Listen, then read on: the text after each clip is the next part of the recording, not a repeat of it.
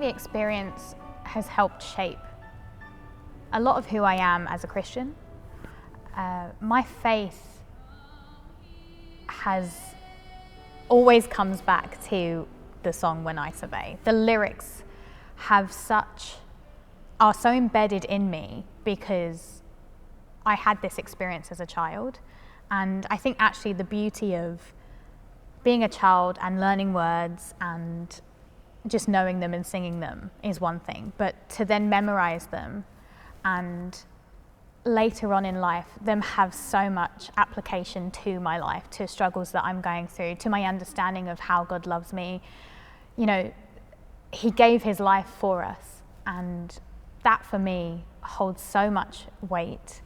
I was at church a couple of weeks ago, and the preacher was talking about memorializing and how we can have items to remind us of God's goodness that we can use in our times of trouble to go back to and see them and remember how He came through for us on that occasion. And for me, that moment is my memorializing of a moment where God